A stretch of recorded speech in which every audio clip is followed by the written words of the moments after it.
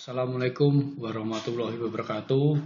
Selamat pagi dan salam sejahtera buat kita semua. Salam, Om Swastiastu, Namo Buddhaya, salam kebajikan, Rahayu. Yang terhormat Kepala Dinas Pendidikan Kota Salatiga, yang saya hormati seluruh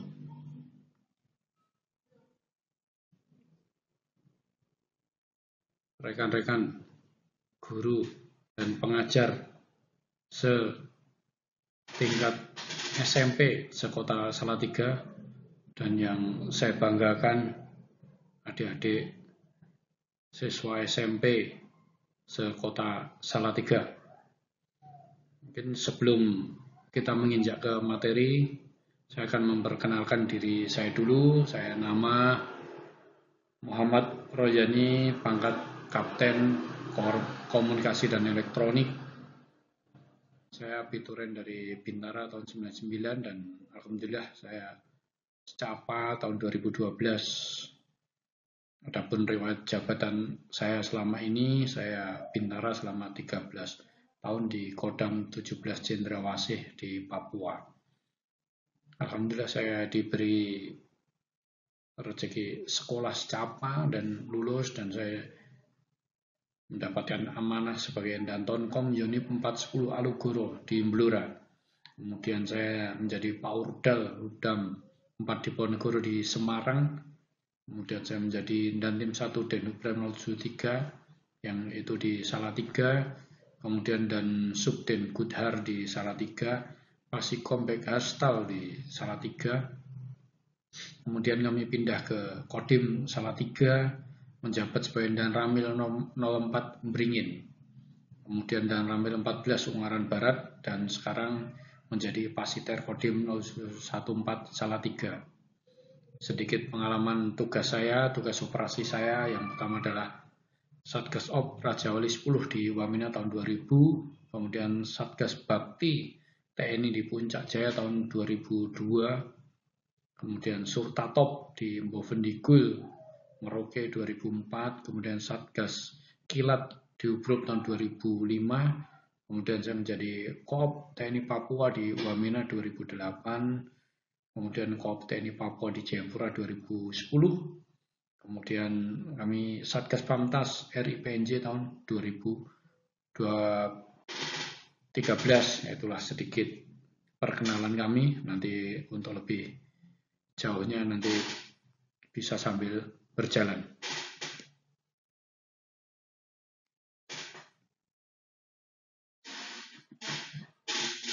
Nah, di sini kami akan memberi materi tentang Pancasila. Apa sih Pancasila itu? Mungkin dalam benak adik-adik sekalian mungkin setiap hari dengar Pancasila. Apa sih sebenarnya Pancasila itu? Pancasila yang pertama yang pasti ada sebagai landasan hidup dalam mewujudkan cita-cita luhur kita, yang pasti sebagai landasan hidup kita. Nah, ini sebagai pendahuluan, Pancasila merupakan bagian penting bagi bangsa Indonesia. Hal ini disebabkan karena Pancasila menjadi salah satu landasan paling utama bagi bangsa Indonesia untuk menjalankan kehidupan bernegara dan berbangsa. Dengan adanya Pancasila atau pendidikan Pancasila ini, harapan kami adalah generasi muda menjadi karakter yang terbentuk sesuai nilai-nilai yang terkandung di dalam Pancasila. Sehingga harapan kami adik-adik adalah berakhlak mulia, cerdas, mandiri, terampil, terengginas, dan sebagainya. Itu sebagai harapan kami semua.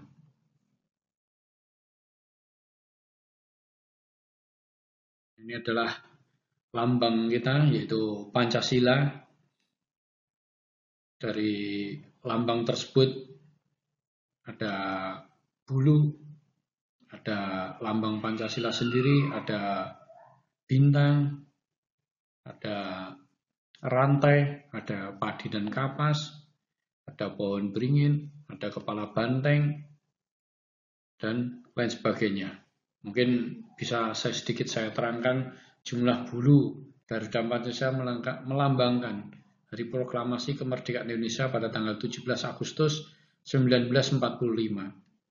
Dari bulu yang ada di leher itu 45 helai, kemudian di sayap itu ada 17 helai, kemudian 19 helai itu ada di ekor, kemudian 8 helai juga ada di ekor paling bawah. Yang 19 tadi ada di pangkal, sehingga melambangkan 8 Agustus 1945. Maaf, 17 Agustus 1945. Kemudian di situ ada Pancasila sendiri, yang pertama adalah Ketuhanan Yang Maha Esa dengan lambang bintang, kemudian kemanusiaan yang adil dan beradab itu lambangnya adalah rantai, kemudian persatuan Indonesia adalah lambangnya pohon beringin, kerakyatan yang dipimpin oleh hikmat kebijaksanaan dalam permusyawaratan perwakilan itu dengan kepala banteng, dan keadilan sosial bagi seluruh rakyat Indonesia itu adalah padi dan kapas.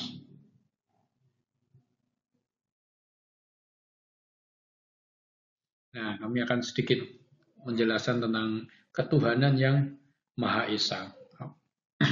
Saya yakin dan percaya pasti adik-adik tahu dan paham tentang ketuhanan yang Maha Esa, karena ini setiap hari kita jalankan. Yang Muslim setiap hari, setiap waktu menjalankan sholat 5 waktu, kemudian yang Nasrani menjalankan ibadah, sekolah hari Minggu, mungkin hari Sabtu dan sebagainya. Kemudian yang Hindu dan yang Buddha, mereka juga melaksanakan ibadah sesuai dengan apa yang diajarkan dan keyakinan masing-masing.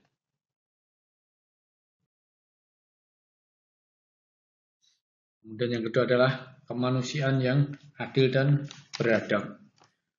Dalam Pancasila mengandung makna setiap manusia dilahirkan dan hidup secara adil serta beradab.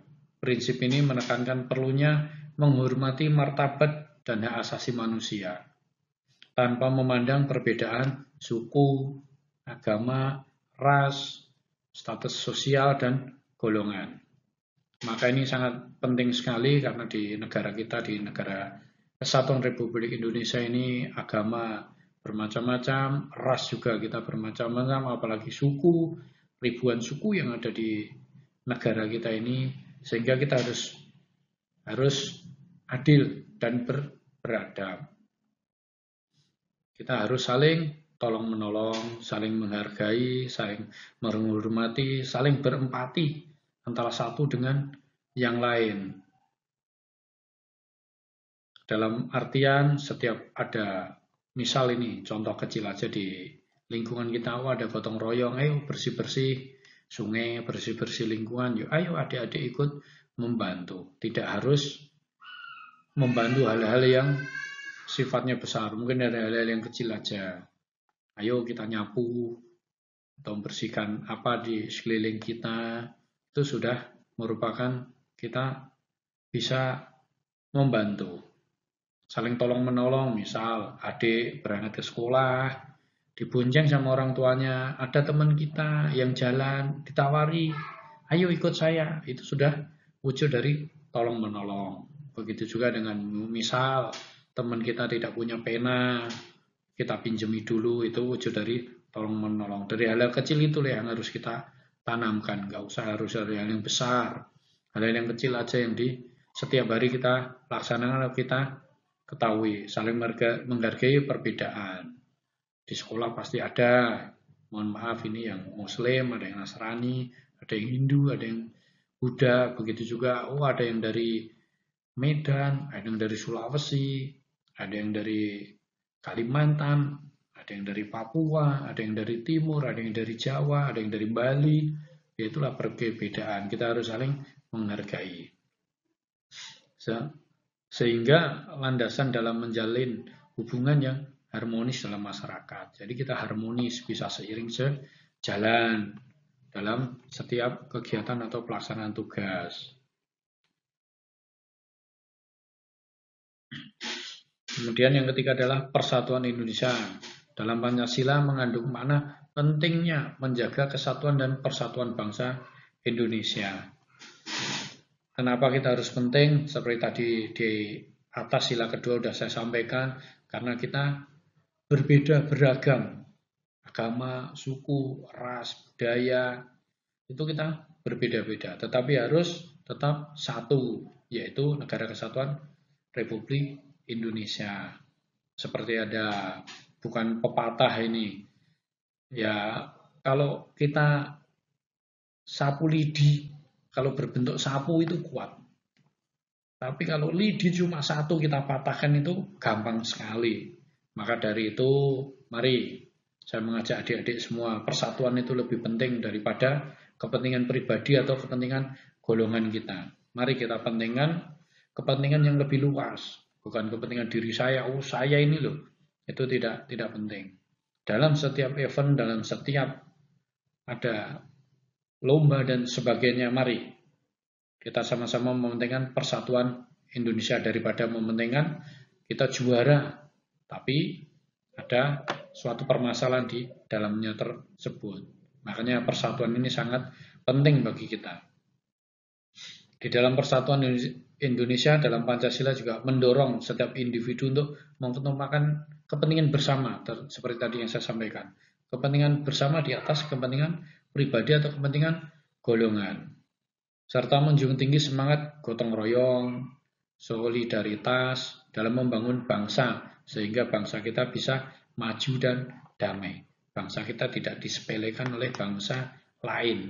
Makanya kita harus bersatu, padu, sehingga kita bisa menghasilkan yang lebih bagus, yang menghasilkan sesuatu yang lebih maksimal. Gitu. Ya, kita menginjak sila keempat, yaitu kerakyatan yang dipimpin oleh hikmat kebijaksanaan dalam permusyawaratan perwakilan. Dalam sila ini mengandung prinsip bahwa kekuasaan negara berada di tangan rakyat dan dijalankan melalui mekanisme permusyawaratan perwakilan. Seperti yang kemarin adik-adik ketahui, kita habis melaksanakan pemilu presiden, pemilu legislatif, yang alhamdulillah aman, damai, tentram, tidak ada suatu gejolak atau suatu permasalahan. Itu yang kita harapkan bersama dalam berkompetisi. Oh, saya mau jadi, misal ini saya mau jadi Pak Dewan, saya mau menjadi presiden. Ya, berkompetisilah yang bagus, yang wajar. Jangan sampai menimbulkan gejolak. Dari situlah nanti muncullah musyawarah untuk mufakat. Jadi kalau ada permasalahan, ada segala sesuatu, ya yuk kita duduk bareng. Kita bahas, kita rembuk permasalahan tersebut. Sehingga menghasilkan sesuatu yang baik. Sesuatu yang tidak menimbulkan ekses atau gejolak di belakang. Jadi semuanya bisa terkondisikan. Itu. Kita juga mengacu pada kebijaksanaan dan kecerdasan dalam mengambil keputusan yang akan menghasilkan kebaikan bersama bagi seluruh rakyat Indonesia. Makanya kita harus tadi musyawarah mufakat untuk menghasilkan segala sesuatu yang baik, yang semuanya tidak dirugikan. Jadi semuanya punya peran, semuanya punya andil, dan semuanya juga punya kewibawaan. Itu. Jadi tidak ada yang dirugikan. Prinsip ini juga menegaskan bahwa kekuasaan negara harus digunakan secara bijaksana demi kesejahteraan dan keadilan bagi seluruh warga negara Indonesia. Jadi kita harus sejahtera dan adil. Adil berarti tidak harus sama, tapi sesuai dengan porsi kita masing-masing. Tuh. Maka dari itu, dalam mencapai suatu tujuan, kita tidak boleh harus egois. Kita harus, oh seperti ini loh, oh seperti ini loh, mana yang baik dan mana yang benar. Itu yang harus kita utamakan. Kalau mau ada perdebatan, yuk kita musyawarahkan. Begitu juga dengan memilih wakil-wakil rakyat kita. Pilihlah yang memikirkan nasib kita. Dalam artian yang memikirkan negara kesatuan Republik Indonesia. Jangan memikirkan hanya satu kelompok atau satu partai misalnya. Itu tidak boleh. Harus kita memikirkan luas, yaitu negara kesatuan Republik Indonesia.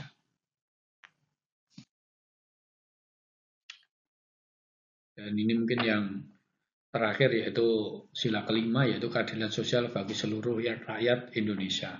Ini adalah prinsip utama dalam sila Pancasila yang menekankan pentingnya pemerataan dan keadilan dalam masyarakat.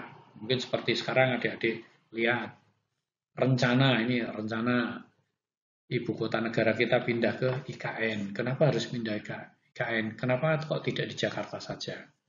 Yang pasti adalah untuk pemerataan, pembangunan. Jadi pembangunan tidak harus di Jawa saja. Kita juga masih ada tempat lain di Sulawesi, di Kalimantan, di Bali, di Ambon, di Papua, itu juga butuh pembangunan dan penyetaraan pembangunan sehingga semuanya sama-sama maju, tidak jomplang kalau bahasa Jawanya itu. Semuanya harus balan dalam membangun, tidak semuanya terfokus di Jawa. Kita juga harus di pulau-pulau lain, di provinsi lain juga harus setara. Makanya pembangunan harus disetarakan, harus diratakan. Prinsip ini juga menegaskan bahwa setiap warga negara Indonesia berhak mendapatkan perlakuan yang adil dan setara tanpa diskriminasi, serta memiliki akses yang sama terhadap peluang dan sumber daya untuk meningkatkan kualitas hidup. Jadi kita sama-sama, kita setara, kita tidak boleh diskriminasi. Oh ini orang sana, oh ini orang sana, tidak boleh. Semuanya sama di mata hukum. Semuanya sama sebagai warga negara kesatuan Republik Indonesia. Semua sama untuk mendapatkan pendidikan, untuk mendapatkan fasilitas kesehatan, untuk mendapatkan fasilitas umum. Itu jadi semua sama kita. Tidak boleh dibeda-bedakan. Oh itu misal ini di kesehatan, oh dia itu kan apa ini BPJS-nya ininya ini, sedangkan saya ini, itu tidak boleh. Jadi harus sama, siapa yang duluan mendaftar dan sebagainya, atau siapa yang duluan harus mendapatkan fasilitas sesuai dengan antrian tersebut. Kemudian juga keadilan sosial juga berarti adanya perlindungan terhadap kelompok-kelompok yang rentan dan memastikan bahwa semua lapisan masyarakat memiliki akses yang sama terhadap layanan kesehatan, pendidikan, pekerjaan seperti tadi yang saya sampaikan. Kita sama di dalam kesehatan, kita berobat kita sama, BPJS, pendidikan juga kita sama. Ini kan dari berbagai macam suku, ras, dan agama, semuanya sekolah di sini. Jadi kan sama, tidak ada pembedaan. Oh ini semuanya Muslim, oh ini semua Nasrani, tidak boleh seperti itu. Jadi siapa yang punya nilai, misal ini kan sekarang pendaftaran sistemnya kan sistem online zonasi, gitu kan. Zonasi ada persentasenya, yang dari yang rekan-rekan kita banyak yang pandai itu berapa persen, terus termasuk ada golongan yang lain berapa persen, ya kita ikuti. Jangan kita dari rumah kita jauh, kita tidak berprestasi, kita maunya sekolah di sini, kan ada zonasinya. Oh, saya masuk zonasi mana sih untuk masuk sekolah ini kan gitu. Ya seperti itu. Serta keadilan dan hukum. Nah, tadi saya sampaikan juga, kita di mata hukum adalah sama. Kalau kita melanggar hukum, ya kita harus dihukum sesuai dengan undang-undang yang berlaku. Jadi tidak ada lagi, oh itu si kaya, dia punya banyak uang, bisa ini. Itu tidak boleh. Semuanya harus sama di mata hukum. Kalau salah, ya salah saja. Seperti itu. Prinsip ini mendorong tercipta masyarakat yang adil, merata, dan berkeadilan bagi seluruh rakyat Indonesia. Makanya kita harus adil, sama rata, sama rasa. Itu tidak seperti itu. Jadi semuanya rata, tapi kalau rasa ya berbeda, kita yang merasakan sendiri. Maka dari itu, mungkin sebelum saya akhiri, mungkin ada sesuatu atau hal yang mungkin nanti kami tegaskan berkaitan dengan Pancasila ini. Pancasila adalah sumber dari segala sumber hukum, sebagai landasan kita, sebagai dasar kita. Jadi Pancasila sangat penting. Dan Pancasila sendiri, saya rasa adik-adik harusnya sudah paham, karena Pancasila itu ada di dalam kehidupan kita, sehari-hari kita. Mulai dari kita bangun tidur, sampai kita mau tidur lagi, itu sebenarnya sudah ada di dalam Pancasila tersebut. Kita bangun tidur, biasalah kita kalau yang muslim bangun tidur, sholat, subuh, itu sudah mencantumkan sila pertama, ketuhanan yang Maha Esa, itu yang pertama. Yang kedua, kita mau berangkat sekolah, itu sudah pamit sama kedua orang tua kita, Bapak, Ibu, saya mau berangkat sekolah, itu sudah termasuk wujud dari Pancasila itu sendiri. Yaitu kita punya etika, kita punya tata krama sebagai orang Timur.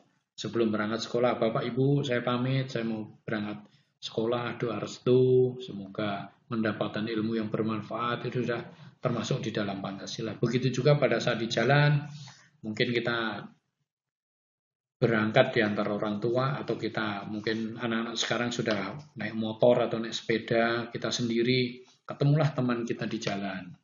Yuk kita berhenti, ayo ikut saya, bonceng saya. Itu sudah wujud juga dari Pancasila, yaitu apa? Gotong royong, saling membantu, itu.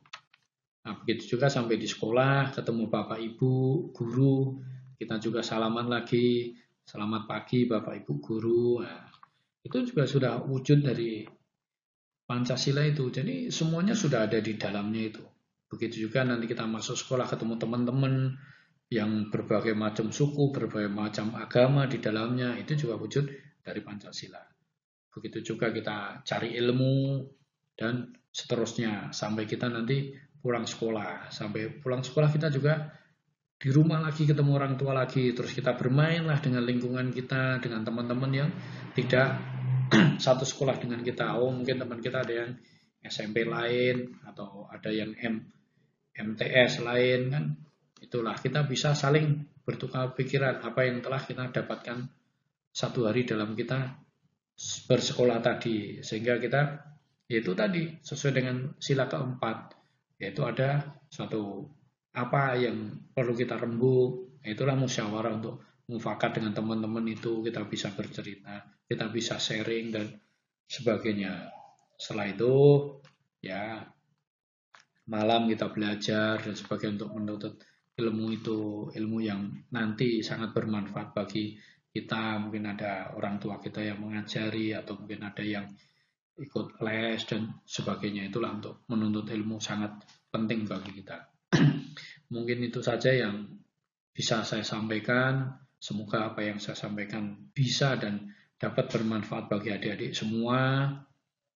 Mungkin ke depan adik-adik inilah generasi penerus bangsa. Mungkin nanti bisa seperti, mohon maaf ini seperti saya, bisa meneruskan cita-cita adik-adik, mungkin menjadi aparatur negara, menjadi abdi negara, atau bisa menjadi pengusaha, bisa menjadi pedagang, bisa jadi petani dan sebagainya.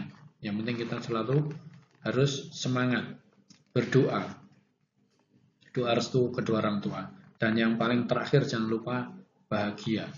Itu saja, untuk kurang lebihnya saya mohon maaf. Terima kasih atas waktu yang diberikan kepada saya. Semoga apa yang saya sampaikan bisa diterima dan bermanfaat. Wabillahi taufiq wal hidayah. Wassalamualaikum warahmatullahi wabarakatuh. Terima kasih. Ya, tepuk tangan dulu.